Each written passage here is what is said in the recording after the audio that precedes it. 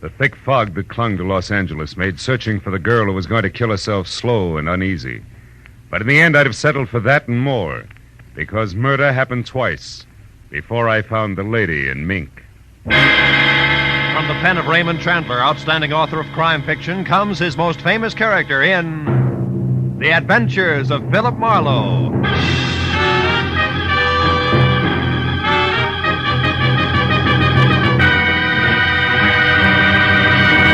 Now, with Gerald Moore, starred as Philip Marlowe, we bring you tonight's exciting story, The Lady in Mink.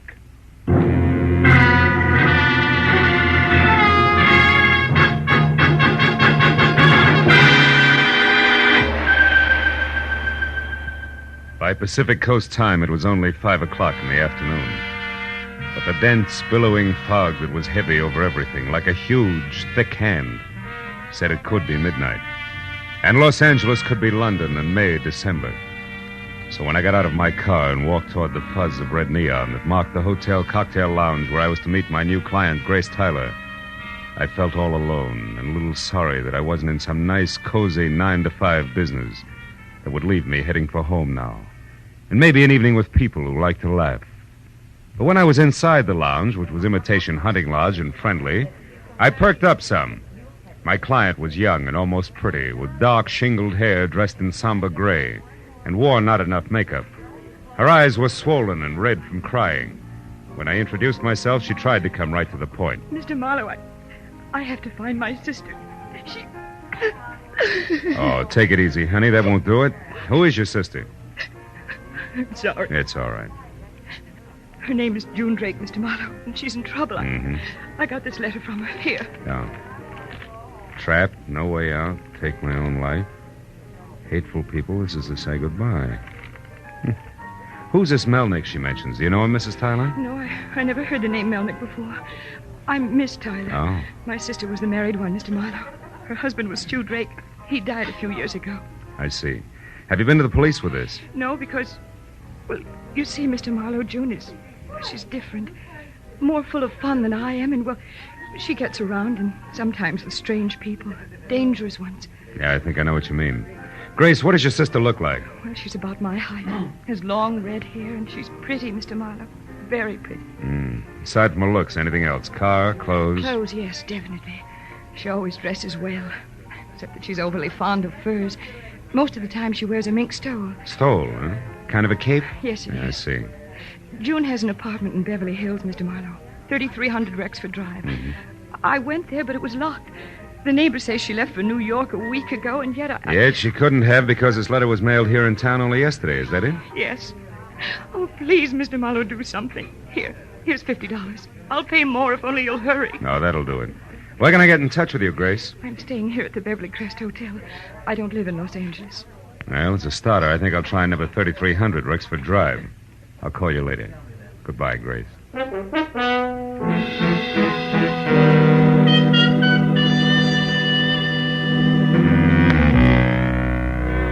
Outside, the fog felt about the same. But there was more of it, so I was 15 minutes getting to June Drake's apartment, which was a ground floor arrangement. Arty and about the size and shape of the ale bowl.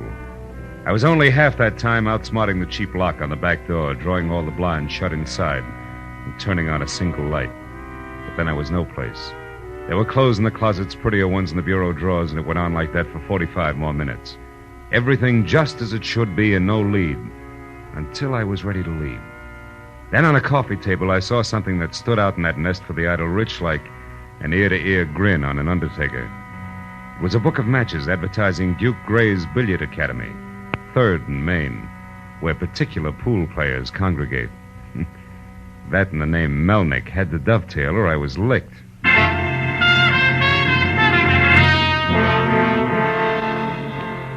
The next hour was a lucky one. I found the Duke himself, who both knew and despised Melnick, whom he described as a hardly ever sober dirty word, front name Frank, who lived 3rd floor rear at the Palace Arms, a tired walk-up also on Main Street.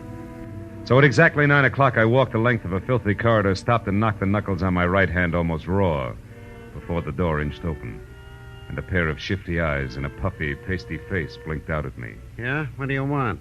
If you're Frank Melnick, conversation. I'm not dressed for it, honest. This isn't a social call. Mr. Melnick! Hey, what do you think you're doing, shoving your way into my room? Who do you think you are? Name's Marlowe. I'm looking for June Drake. I don't know any June Drake, honest. You don't convince me, Melnick.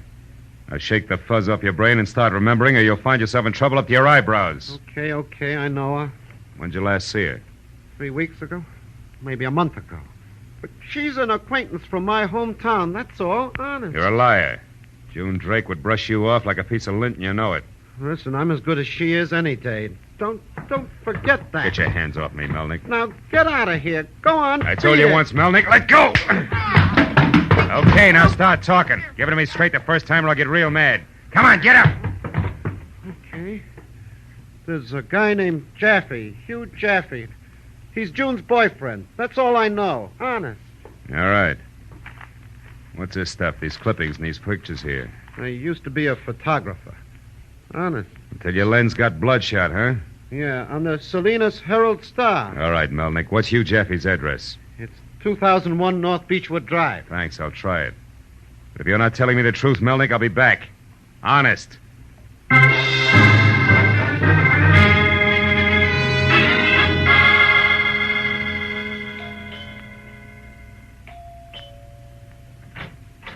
Yes? You want what, senor? Mr. Hugh Jaffe.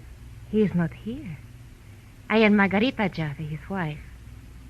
What do you want with him? A few words, Mrs. Jaffe. Do you expect him soon? Since he does not live here anymore, no. Oh. You and Hugh are divorced, eh? I didn't know that. And I did not say that. Now, what are you looking for? June Drake. What do you want to know about that? I want to know where that is. Can you help me? No, I cannot. I do not know and I do not care. But when you find her, senor, I hope you find her dead. If I'd have followed the approved technique, I'd have lost a leg on the lady's threshold. And I was about to lean on her doorbell again to try once more for an address on Mr. Hugh Jaffe when I saw I didn't need to. Because stuck over the mailbox was a letter forwarded to him at 41 Peacock Lane, Brentwood, California, which was a half-hour drive due west of Hollywood. 30 fog-filled minutes later, Hugh Jaffe and I exchanged introductions, and I stated my purpose. Then I stumbled behind him through a 2-inch thick rug that ended in an oak-panel library, where he cigared me, then settled back and waited. We looked at each other until it became embarrassing. Then he opened. Marlowe, I wish I could help you, but I haven't seen or heard of June Drake in over 3 weeks. Well, I was under the impression that you two were on closer terms, Mr. Jaffe, if you don't mind my mentioning it. Not at all. He used to be, but all that's changed now. She was too expensive for me. A lovely creature, but terribly vain. Now that she's out of the picture, you're going back to your wife. No, I'm not. Frankly, Marlowe, my, shall I say, infatuation for June has completely destroyed everything Margarita and I ever had. Which I suppose makes divorce the next step? Sure, I wish it were that easy. She refuses to give me a divorce, Marlowe. Her way of striking back. Yeah, I know what you're getting at. I had a brief chat with Mrs. Jaffe myself. Well, if you hear from June, get in touch with me, will you? I'll appreciate it. Of course. I'll be happy to help in any way I can. And please, Marlowe, call me if you find her, Number here is Crestview 89122. Yeah, I'll remember it. Even if I find her dead. Dead? What do you mean? Why that? Well, from where I stand, Mr. Jaffe, June Drake is dynamite. And that stuff can blow up right in your face, huh? When you least expect it. Good night. Sure, it was double talk, but sometimes swinging wide and praying for a lucky punch beats waiting in your corner. Besides, that was as far as I could go on the book of matches. So after slowly walking a block through the chilling fog, I found a phone, called my client, and brought her up to date on the Jaffe Triangle and my own contention that if June Drake didn't try actually to kill herself, Senora Margarita Jaffe might. That Grace wouldn't buy. No, Mr. Marlowe, I can't believe that. Well, maybe you just don't want to. But either way, there's still Frank Melnick. We've already met Grace, and believe me, he's got all the charm of a black widow spider. What does this Melnick do, Mr. Marlowe? I mean, what work? Yeah, he's a drunk. He used to be a photographer for some paper, the Salinas Herald-Star. Salinas? Yeah. Why, Mr. Marlowe, June used to live in Salinas when she was married to Stu Drake. You sure, Grace? Positive. Grace, how did June's husband die? Stu? Yeah. He was killed in a car wreck. Drove it over a cliff. Mhm. June just got out in time. Nobody knew exactly how it happened. terrible accident. Maybe. What do you mean, maybe, Phil? You might as well face it, honey, because the chances are slim that that's the whole story. What? Look, Grace, suppose something else happened, like June being responsible for Stu's death. Oh, no. Yeah, and Melnick, the photographer, with a picture to prove it. You know, a small case of blackmail. Oh, no, Phil, you're wrong. She wouldn't kill. I know that. She wouldn't. Okay, she's your sister, honey. I'll do the dirty guesswork for both of us until we get some proof. And right now, that makes back to the hacienda of one Senora Jaffe my best bet. Because the lady there is both jealous and hot-tempered, a daily double that always runs in the money. So long, baby. Goodbye.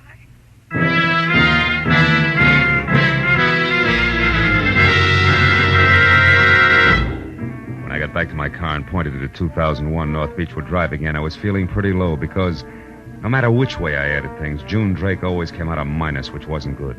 The sometimes lady had a real sweet sister. But then I told myself it was still the fog making the good look better and the bad worse, and to concentrate on my driving and the facts I had to go on. When I did just that, I took my foot off the accelerator and slammed it down onto the brake hard.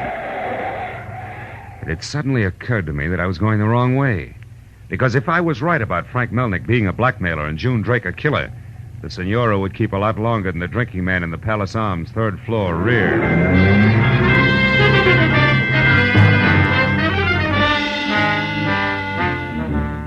I was only 3/4 of an hour getting back down to Main Street, but even as I started up the foul-smelling rickety stairs, a small voice inside kept telling me that I was too late. But a second later, as I moved quietly toward Melnick's door, two other voices, not so small and coming from the room in question, said otherwise. Said that Melnick was still around and as healthy as ever. But better than that his guest was the lady my client was paying me to find. The lady named June Drake. All of which made this a good time for my right hand and the .38 in my pocket to get together while I listened carefully. Then moved closer until I was next to the door. Oh, an empty gin bottle. What was that? I don't know. Outside in the hall. Open up, Melnick, before I blast my way in. Come on. Marlowe, get out of here, Jim. Okay, wise guy, wait a minute. For what? The lady's exodus? I warned you, Melnick. Get back. Hey, what's the matter with you? What are you doing? Looking for June Drake, remember? Now, where is she? What are you talking about? I'm alone in here. Yeah? You always talk to yourself in a high voice, don't you? That window to the fire escape there is always open on foggy nights, too, isn't it? Listen, smart guy, I want to know where she... Hey, wait a minute, this Mink stole here. Maybe it doesn't matter where she went. Maybe she'll be back after she thinks I'm gone. I don't think so. You see, mister, June Drake never left. She's right behind you, stupid. Yes. Oh!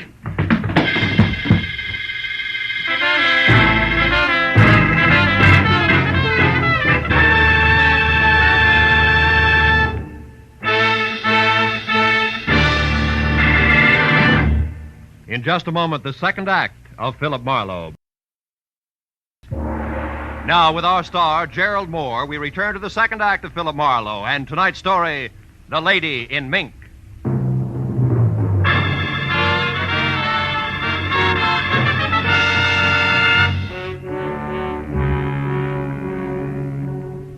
Maybe June Drake had used the spiked heel of a shoe, maybe the butt of a pistol, but either way, it didn't matter because on the way to the floor, I'd bounced once off the sharp corner of an end table, and this was why all the lights in the world had gone out for me at once. Hours they blinked on again one at a time, and I dragged myself hand over hand along the length of an iron bedpost until I was standing. I saw there was blood oozing from a cut on the right side of my face. But as the two rooms focused into one again, I forgot about the slightly battered Marlowe and concentrated instead on an open newspaper lying at my feet. Because written across it with an eyebrow pencil in firm but feminine hand were the words, "Grace, call off your private detective. It's too late to help me. I'm near the end. But before I go, I'm going to take the two people with me who have wrecked my life. Goodbye, June." At that, I started for the door and a hall phone to call the police. But then I stopped. Conscious for the first time of the half-circle of hushed, gaping faces in bathrobes that stood in the doorway. The gaping faces that weren't turned toward me, but over to a shadowed corner where, face down in a pool of his own blood, was the dead form of Frank Melnick. In the middle of his back, an ice pick, red to the hilt.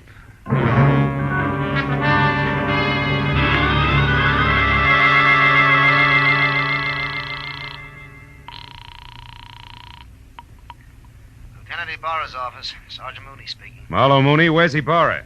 He had to go out of town. Oh, well, look, Mooney, I'm at a place called the Palace Arms on Main near 4th. Third floor rear. There's a man named Frank Melnick with an ice pick in his back. Very dead. Know who he is, Marlowe? Yeah, an ex-newspaper photographer. A drunk and, I think, a blackmailer in reverse order. Any idea who did it? Uh-huh. One June Drake. A red-headed lady in Mink. Was out to kill herself just as soon as she tidies up her affairs a bit, which I think includes killing again. So if you'll put out a call for her... The Mink, by the way, is a cape. The lady, young and about 5'6". I'll try to get to what I think is our next stop before she does. Call you later.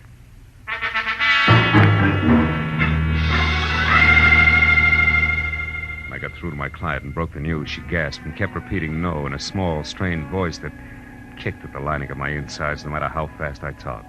So in one breath, I told her that I was going first for Margarita Jaffe, then her husband, either of whom could be next on June Drake's final agenda.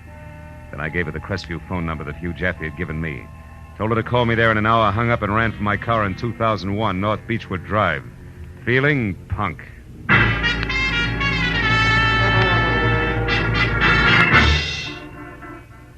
It was a minute better than midnight when I got there, and it was 10 wet, dripping minutes more before the door finally opened. A hatchet-faced housekeeper with a stocking on her head said that Mrs. Jaffe had left a half hour ago, saying something about meeting a woman. And the housekeeper would have said more, but I was already back in my car heading for Brentwood in number 41, Peacock Lane. There, the Oriental houseboy said the boss man was busy playing poker in the den. In something stronger than Esperanto, I made it clear that my business was more important. A minute later, a door opened on the far side of the room. Excuse me, gentlemen. Well, aren't you working a little late tonight, Marlowe? Murder isn't always done during office hours, Mr. Jaffe. Murder? Yeah, with an ice pick at that. Tell me, have you heard from your wife or June Drake tonight? No, of course not. Why do you ask? Because June Drake just killed a man named Melnick. Killed a man? That's what, Mr. Jaffe? That's hard to believe. Why? Because it was a man? What were you expecting? Don't be absurd, Marlowe. I was expecting nothing like this at all. It's a shock to me. Excuse me. I'll take it myself, Jung, in the dining room. Be with you in a minute, Marlowe. All right, Mr. Jaffe. Make it fast, will you? Love to listen on telephone. June, listen to me. You don't know what... Wait a minute. The private detective here, I think, is listening in on the extension. It doesn't matter anymore. Nobody can stop me now, Hugh. I'm leaving tonight. I only called to let you know that you don't have to worry anymore, that I won't be any... Never mind that. Where are you, June? Tell me. I'm out in Santa Ocean Way Hotel. But don't try to do anything, Hugh. It's too late. Much too late. Goodbye.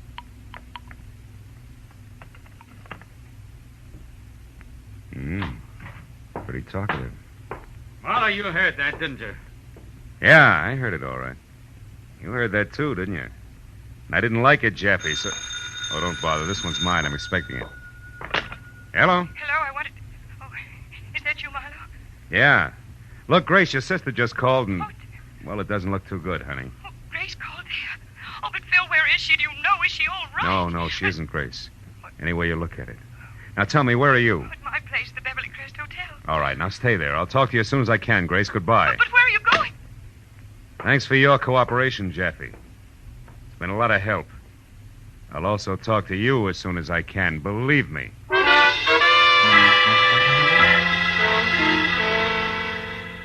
When I got outside, piled into my car, and took off, I didn't know if I was racing to keep a mixed-up girl from committing suicide or going after a murderer who was scheduled to kill again. I was 20 precious minutes following the wriggle at Sunset Boulevard from Brentwood to Santa Monica, where it hits into US 101 that parallels the Pacific. And out there with the fog even thicker, I was 20 minutes again finding the Ocean Way Hotel. The landlady there was a fat henna blonde with a mouthful of gold and foul language. She said that she never heard of a June Drake until I lied that I was an L.A. cop and described the girl as a lot of red hair flowing over a mink stole who could be using any name. Then she told me that what I called June had just been a woman visitor a little while ago. At that, we started down a short corridor to a rented room, fast. I wouldn't do this for no one but a cop. Brother, believe me, we both better be talking about the same girl. Raising a fuss at this hour of the night. It's the room there. No light on. I thought you said she had a visitor. Maybe the visitor went home. What do you expect? 2 o'clock in the morning. Not a peep. Come on, open it up. Open it up. Now he tells me. He's got my keys. They're over on the other side in my room. Okay, then we'll get in the hard way. You cut it out. You'll bust my door. Take it easy, Blondie. You're in for a shock. Dear. Okay, turn the lights on. Oh. That's That's the woman that visited her. Yeah. A Spanish woman known as Margarita Jaffe. Ice pick and all. I better get a little air over here by the window. I don't feel so good. Yeah, and I better get to a phone and... Hey, there's a cigarette over there. It's still smoldering. She may not be very far away. Brother, you said a mouthful. Come here and look. What is it? What do you Across the see? street there. Near the pier under that street lamp. Ain't that the one you're after? Where? Oh, yeah. Uh-huh. Red hair and mink She's stolen seen clothing. us. Right out to the end of the pier. She's running. Call the cops. Blondie, sit tight. I'll Yeah. see you later.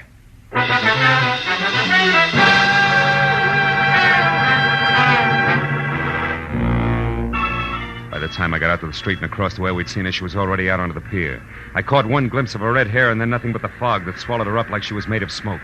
I ran toward the spot where she had disappeared and tried to yell over the crash of the waves for her to come back when I heard it.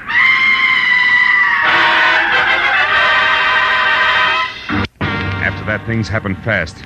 From somewhere, the cop on the beat, then Blondie, then a couple of scared kids who'd been necking in a car, and then more. I knew it. Oh, I knew it. I saw her pass me a couple of minutes ago. Dressed too nice. I should have stopped her. Mr. Chijump. Yeah. Officer, shine your light over there, will you? I thought I saw something move. Okay, but in this fog, we won't be able to see much. Besides, with those waves and the undertow around here, she hasn't got a chance. Maybe not. You never can tell. Hey, move the light over a little. To your left. Yeah, that's it. There on the piling. I don't see nothing there, just a greasy pole. And here, look. On that cross piece near the waterline on the piling. Was that hers? Yeah, that was hers, all right. What is it, mister? That Blondie's a very valuable fur. A stole made of mink.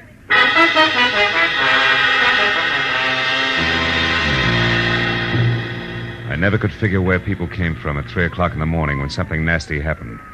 But they always do. Some come to help, some just to stare, and others maybe to see if they can take it. An hour after I'd heard June Drake scream, we'd found nothing but the stole. I couldn't take any more. Maybe it was still the fog. Maybe it was the thought that in a hotel room up in Beverly Hills, a sweet kid named Grace Tyler was waiting to hear from me, and I knew that sooner or later I had to call her. I lit a cigarette and started to walk across the ocean way in the nearest phone. But then, just as I was about to enter the hotel lobby, I stopped and slowly turned back toward the pier in the swirling cloak of ocean-covering fog. A crazy thought seeping into my mind like an ever-widening circle of ink into a white blotter. Until finally there was nothing but dark.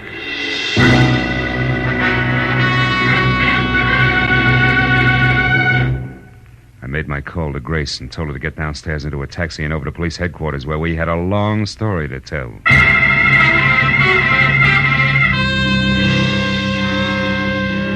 An hour later, we were sitting in Ibarra's office and Sergeant Mooney knew what had happened from the time I had first met Grace at 5 o'clock that afternoon.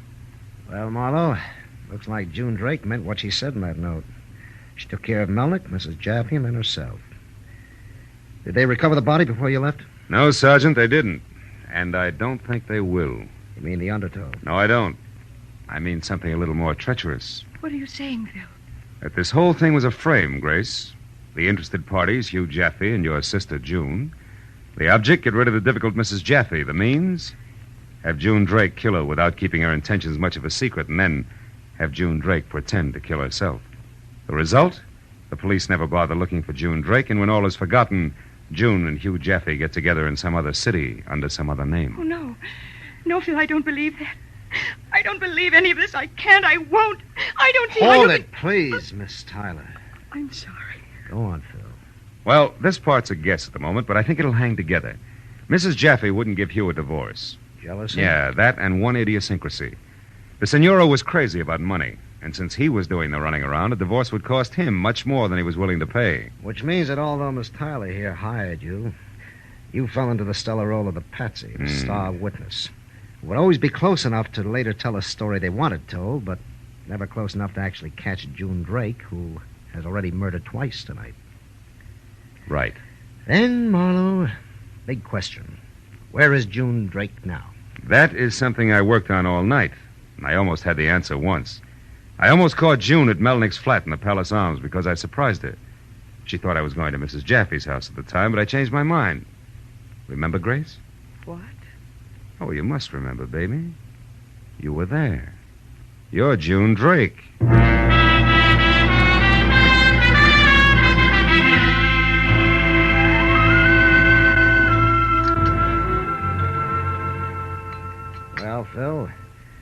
that we've picked up Hugh Jaffe and it's all over, I still don't see how you actually knew that Grace Tyler and June Drake were one and the same. I was lucky, Mooney.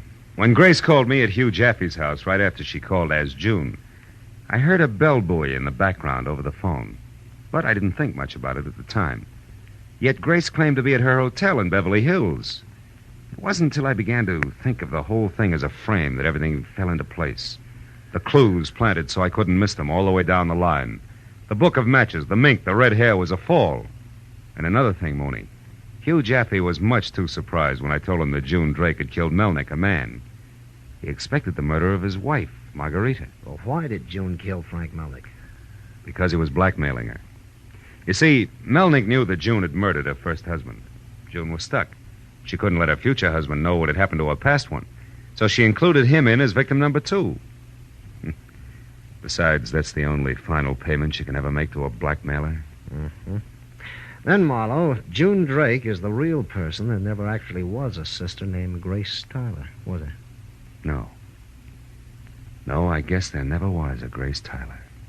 Ever. Good night, Sergeant.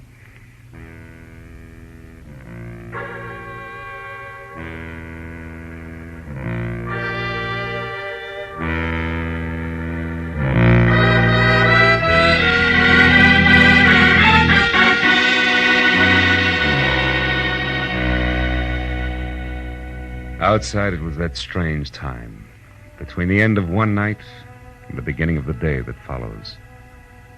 When I looked up, I could see that the thick, heavy fog that had been with me ever since I'd first met the woman called Grace Tyler was lifting, breaking apart, so that here and there it was only thin, spiraling wisps above which there was the pale, gray promise of a nice tomorrow.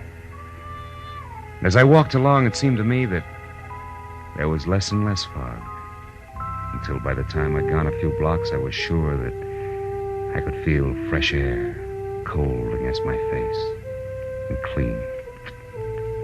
I figured I might walk until the sun came up.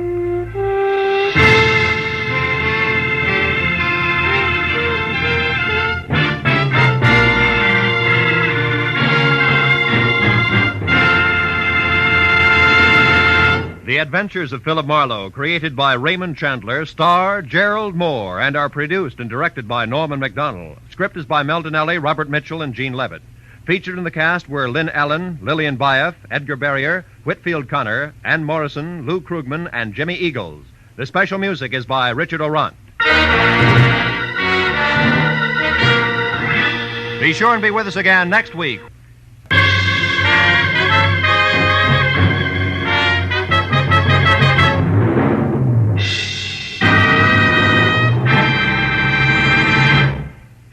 This is Roy Rowan speaking. This is CBS, the Columbia Broadcasting System.